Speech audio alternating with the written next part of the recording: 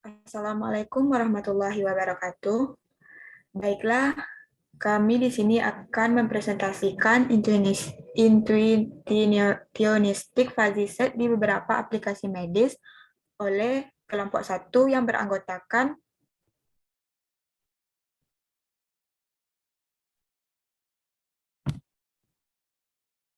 yang pertama Dewi Purnamasari BP 18-1043-1018, yang kedua Rifki Adlani BP 18-1043-2016, yang ketiga Nabila Salsabila BP 18-1043-2030, yang keempat Sari Wulan BP 18-1043-2034, yang kelima Farah Riyad Atarik BP 18-1043-2038, dan yang terakhir Ferry BP 18-1043-2068. Baiklah, untuk presentasi yang pertama, yaitu kepada Saudara Ferry. Kepada Ferry, dipersilahkan. Oke, baiklah pada presentasi kali ini kita akan membahas mengenai intuitionistic fuzzy set.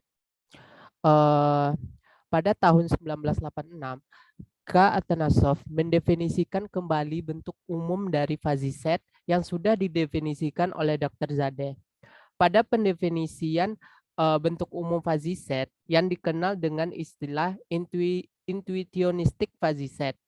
Dalam intuitionistic fuzzy set, pendefinisian himpunan fuzzy ini memasukkan definisi nilai keanggotaan dan juga nilai ketidakanggotaan. Himpunan fuzzy intuitionistic fuzzy set sebagai generalisasi dari himpunan fuzzy set dapat berguna dalam situasi ketika mendeskripsikan masalah seperti pengambilan keputusan, khususnya dalam kasus diagnosis medis, analisis penjualan, pemasaran produk, layanan keuangan, dan lain-lain. Pada pendefinisian himpunan fuzzy sebelumnya, K. Atanasov kurang menyetujui pendefinisian dari himpunan fuzzy set yang diberikan oleh Dr. Zadeh yang hanya memperhatikan nilai derajat keanggotaan. Sedangkan pada konsep himpunan intuitionistic fuzzy set, dalam pendefinisiannya, untuk mendefinisikan himpunan fuzzy intuitionistic secara lengkap, kita membutuhkan satu fungsi keanggotaan, dua fungsi non keanggotaan, dan yang terakhir margin keraguan. Berikut beberapa definisi pada konsep himpunan intuitionistic fuzzy set. Yang pertama, definisi distant measure atau definisi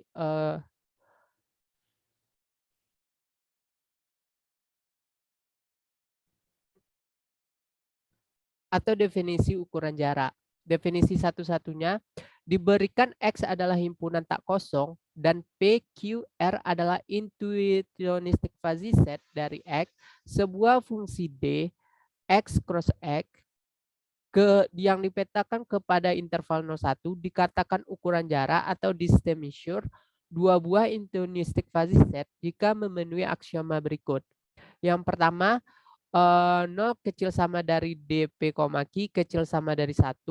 Yang kedua, dpq sama dengan 0 jika dan hanya jika p sama dengan q. Yang ketiga, dpq sama dengan dqp. Yang keempat, jika p subset dari q dan q subset dari p, maka dpr besar sama dengan dpq dan dpr besar sama dengan dqr. Definisi 1-2. Misalkan kita diberikan A adalah himpunan XI, mu A, XI, VA, XI, PA, XI, di mana XI adalah elemen X, dan B sama dengan himpunan XI, mu B, XI, VB, XI, PB, XI, di mana XI elemen X adalah dua buah intuitionistic fuzzy set di X. Smith dan Kaprik menyusun 4 ukuran jarak antara A dan B sebagai berikut. Pertama, dia mendefinisikan jarak Hamming. Jarak Hamming didefinisikan sebagai berikut. DH AB sama dengan setengah dari sigma dari I sama dengan 1 sampai N. Harga mutlak dari mu AXI dikurang mu BXI ditambah harga mutlak dari VAXI dikurang VBXI ditambah harga mutlak dari PAXI dikurang PBXI. Sementara untuk definisi yang kedua, definisi jarak Euclideannya DEAB sama dengan akar dari setengah sigma I sama dengan 1 sampai N mu AXI dikurang mu BXI kuadrat ditambah VAXI dikurang VBXI kuadrat ditambah PAXI dikurang PBXI kuadrat. Dan untuk yang ketiga, dia juga mendefinisikan jarak normalisasi Hamming. Jarak normalisasi Hamming dia definisikan dengan sebagai berikut. DNH A, B sama dengan 1/2N sigma I sama dengan 1 sampai N. Harga mutlak mu AXI dikurang mu BXI ditambah harga mutlak VAXI dikurang VBXI ditambah PAXI dikurang PBXI. Dan yang terakhir dia mendefinisikan jarak normalisasi Euclidean yang disimbolkan dengan DNE A, B sama dengan akar dari 1/2N sigma dari I sama dengan 1 sampai N mu AXI dikurang mu BXI kuadrat ditambah VAXI dikurang VBXI kuadrat ditambah PAXI dikurang PBXI kuadrat. Selanjutnya akan dijelaskan oleh rekan saya. Baiklah, selanjutnya itu seperti apa kasus atau masalah pengambilan keputusannya. Nah, yang pertama itu kita tentukan himpunan-himpunan yang mungkin diperlukan seperti himpunan nama pasien, himpunan gejala, dan himpunan diagnosanya. Dan berikan indeks untuk masing-masing himpunan tersebut. Selanjutnya itu menentukan relasi fazi intuitionistik Q, yaitu dari P ke R. Yang ketiga itu tentukan relasi fazi intuitionistik R, yaitu dari S ke D atau dari gejala ke diagnosa. Selanjutnya itu tentukan komposisi relasi T sama dengan T komposisi Q menggunakan persamaan mu T PI, DK sama dengan max V S elemen S mu Q P, S gabung mu R S, DK. Dan persamaan kedua yaitu VT PI, DK sama dengan minimum S elemen S VQ PI, S gabung VR S, DK. Yang kelima yaitu hitung nilai SR menggunakan rumus SR sama dengan mu R kurang VR dikali PR. Nah, nilai SR ini untuk menunjukkan kesesuaian gejala pasien yang seharusnya menjadi diagnosa pasien. Selanjutnya akan dijelaskan oleh rekan saya, Rifki. Baiklah, konsep yang dipakai dalam menyelesaikan masalah tersebut adalah yang pertama diasumsikan bahwa relasi fazi intuitionistik R diberikan himpunan gejala S ke himpunan diagnosis D. Komposisi P dari hubungan fazi intuitionistik R dan Q menggambarkan keadaan pasien yang diberikan dalam hal tersebut. Fungsi dihitung dengan cara berikut. Mu R P, DK sama dengan maksimum S elemen S mu Q P, S irisan mu R S, DK. Dan selanjutnya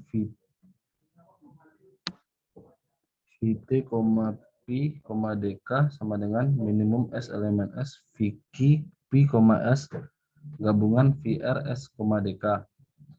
Jadi misalkan ada 4 pasien Al, Bob, Joy, dan Ted. Misalkan P dari Al, Bob, Joy, dan Ted kumpulan gejala yang dipertimbangkan adalah suhu S, sakit kepala, sakit perut, batuk nyeri dada. Relasi fuzzy set intrinsic Q dalam kurung PS. Yang kedua, cara yang tepat untuk menghitung jarak yang paling banyak digunakan untuk himpunan fuzzy intuitionistik dengan cara memperhitungkan ketiga parameter, yaitu yang pertama fungsi keanggotaan, yang kedua fungsi non keanggotaan, yang ketiga keraguan. Untuk lebih tepat jarak yang dinormalisasi untuk semua gejala pasien KI dari diagnosa KK adalah yaitu L SPI, DK sama dengan 1/10 sigma J dari 1 sampai 5. Nilai mutlak mu JP, nilai mutlak mu JP dikurang mu J DK ditambah nilai mutlak VJPI, VJPI dikurang VJDK ditambah nilai mutlak VJPI dikurang VJDK. Jarak terendah menunjukkan yaitu Al menderita malaria, Bob menderita sakit perut, Joe menderita tifus, sedangkan Ted menderita demam. Jadi diperoleh hasil yang sama, yaitu diagnosa untuk setiap pasien ketika mencari solusinya dengan menerapkan jarak ekuiliden yang dinormalisasi, yaitu QSPI, DK sama dengan 1/10 sigma J dari 1 sampai 10 mu JPI dikurang mu JDK dikuadratkan ditambah VJPI dikurang VJDK dikuadratkan ditambah VJPI dikurang VJDK dikuadratkan dan semuanya dikuadratkan setengah. Hasil yang diberikan pada tabel 8 yaitu jarak terendah untuk pasien PI. Dari kemungkinan diagnosa D menunjukkan solusi. Seperti sebelumnya, Al menderita malaria, Bob menderita sakit perut, Joe menderita tifus, sedangkan Ted menderita demam. Baiklah, untuk selanjutnya dijelaskan oleh rekan saya. Baiklah, saya akan melanjutkan presentasi, yaitu yang keempat, contoh soal. Misalkan P adalah himpunan nama pasien, yaitu terdiri dari Al, Bob, Joe, dan Ted. Dan S adalah himpunan gejala, yang terdiri dari suhu badan, sakit kepala, sakit perut, batuk, dada berdebar-debar. Dan untuk D yaitu himpunan diagnosa, yaitu demam, malaria, tifoid, masalah perut, dan masalah dada. Relasi fuzzy intuitionistik Q yaitu dari P ke S dapat dilihat pada tabel 1, yaitu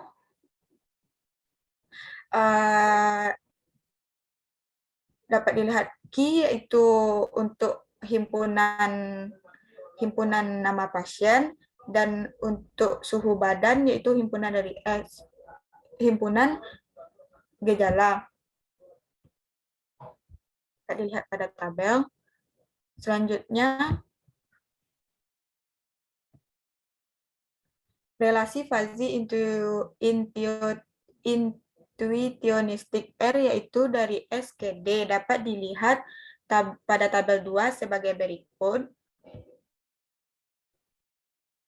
Untuk R yaitu suhu badan, sakit kepala, sakit perut, batuk, dan dada berdebar-debar. Dan untuk diagnosanya itu demam, malaria, tifus, masalah perut, dan masalah dada. Selanjutnya itu komposisi relasi T, ya sama dengan R komposisi Q dalam kurung RFI yaitu pasien dan diagnosa, diperoleh dengan menggunakan rumus fungsi keanggotaan pada persamaan 7 dan persamaan 8 di bawah ini. yaitu VT yaitu PI, DK, maksimum S elemen S,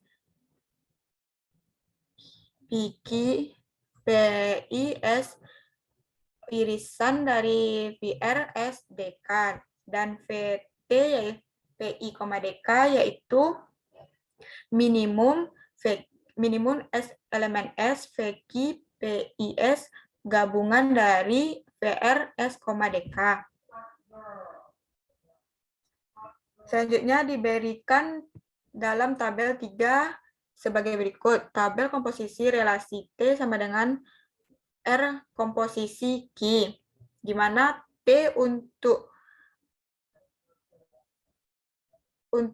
diagnosanya itu demam, malaria, tifus, masalah perut, dan masalah dada. Dan untuk nama pasiennya Al, Bob, Joe, dan Ted. Dapat dilihat pada tabel.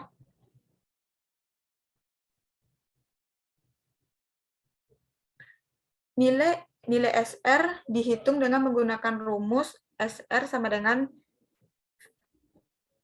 μR sama dengan dikurang VR PR, sehingga diperoleh tabel 4 sebagai berikut.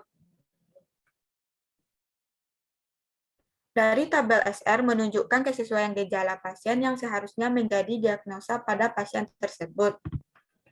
Baiklah, presentasi berikutnya dilanjutkan kepada rekan saya, Dewi. Baiklah, mungkin saya akan melanjutkan presentasi yang sebelumnya dari AI. Nah, dari yang sebelumnya itu kan tampak pendekatan yang diusulkan itu memiliki beberapa kelemahan. Jadi bisa kita lihat yang sebelumnya tidak memberikan solusi. Nah, makanya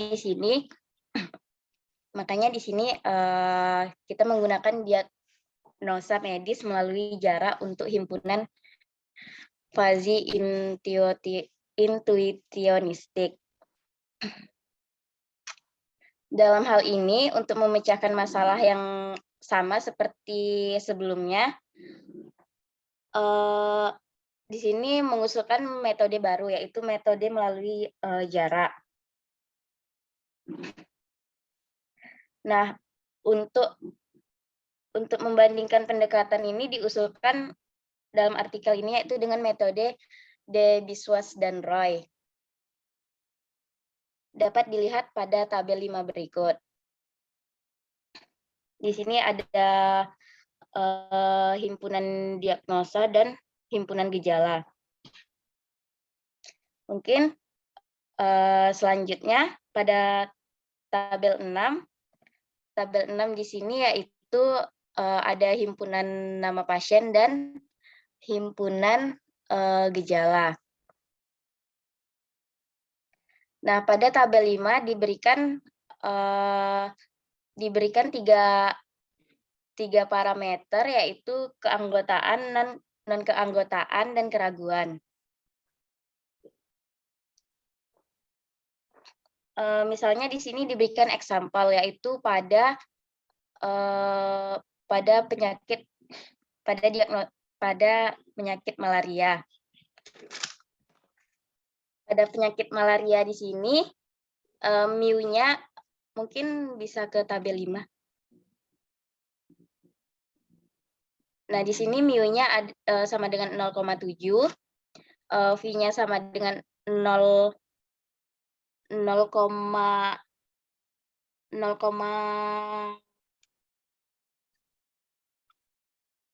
V-nya 0,0 dan P-nya 0,3.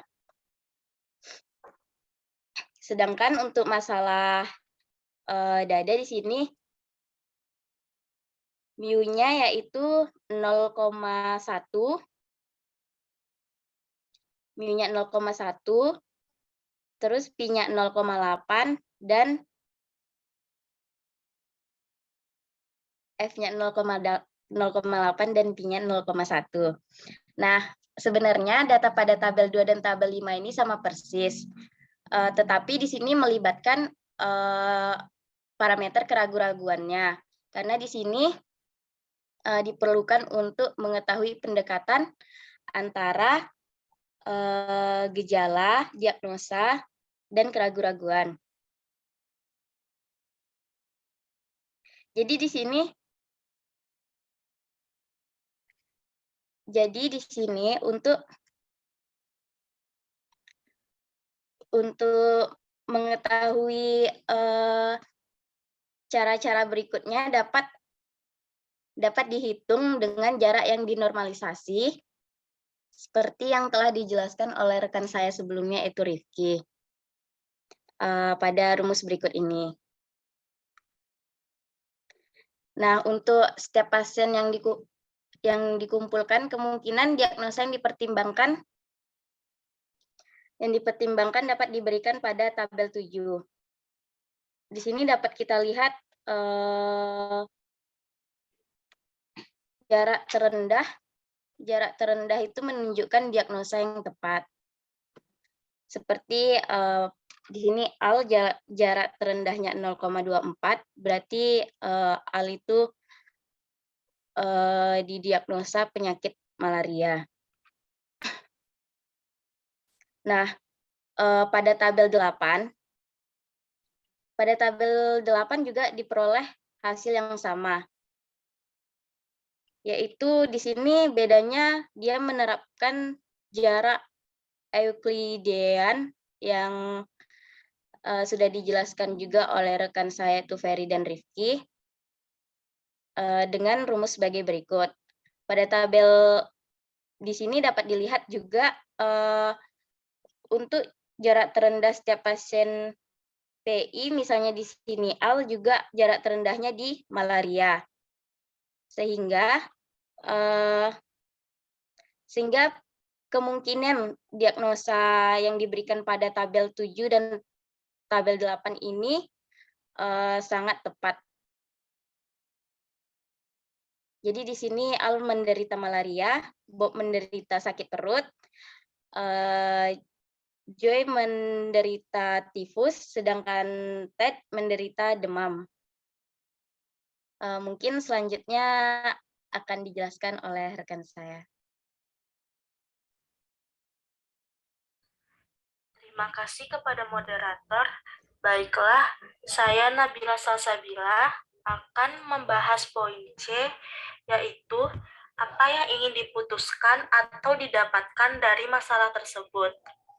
Berdasarkan contoh soal yang telah dibahas, diketahui P adalah himpunan pasien, S adalah himpunan gejala, dan D adalah himpunan diagnosa.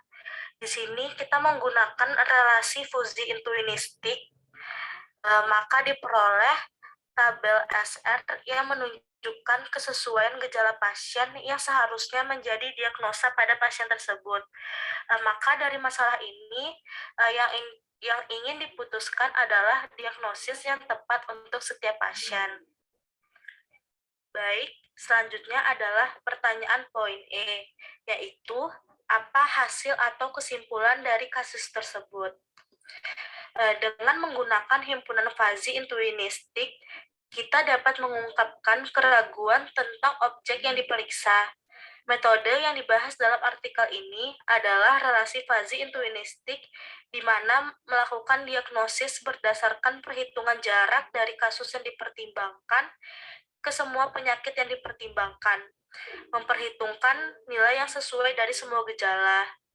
Akibatnya, pendekatan memungkinkan untuk memasukkan bobot untuk semua gejala, atau untuk beberapa penyakit, beberapa gejala bisa lebih penting. Pendekatan seperti ini tidak mungkin dalam metode yang sudah dijelaskan karena aturan maksimum minimum maksimum sebenarnya mengabaikan sebagian besar nilai kecuali nilai ekstrim. Baiklah, hanya sekian presentasi dari kelompok 1. Apabila ada salah kata, penulisan ataupun penyebutan, kami mohon maaf dan kami mengharapkan kritik dan saran serta tanggapan dari rekan-rekan dan Bapak dosen. Terima kasih. Assalamualaikum warahmatullahi wabarakatuh.